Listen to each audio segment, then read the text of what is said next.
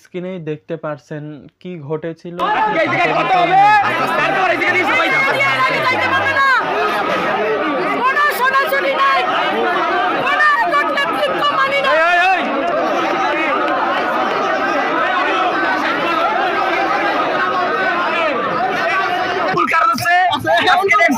আন্দোলন প্রায় 7 মাস হয়ে গেছে, অথচ এই বরিশালে কোন নেতৃবৃন্দ আসছে আমাদের সাথে 5 মিনিট বসে কথা বলে।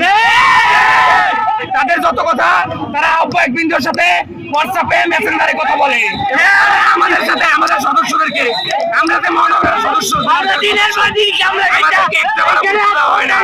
আমরা কেন আজকে এই জায়গায় সেরকমের করবো? তাদেরকে তো আমরা এই জায়গায় দিচ্ছি, তারাও তো আমাদের একজন সিনিয়র পার্সন, তাদের সাথে আমাদেরকে করার দরকার ছিল না, কিন্তু তারা আমাদের সাথে 5 মিনিট বসার চেষ্টা করে না।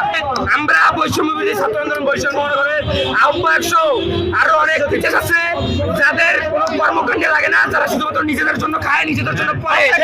তাদের নাম বৈষম্য বিরোধী ছাত্র আন্দোলন বরিশাল মহানগরের আহ্বায়ক শহীদুল ইসলাম সাহেব, বরিশাল মহানগরের বরিশাল জেলার সচিব ওয়াহিদুর রহমান, এছাড়া আরো কিছু লোক আছে যাদের পদত্যাগ আমরা খুব শীঘ্রই চাচ্ছি। তো আপনারা ইতিমধ্যেই নিশ্চয় ঘটনাটি জেনে গিয়েছেন।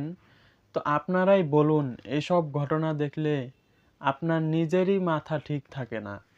তো দর্শকরা কি এমনি এমনি ক্ষেপে গেল?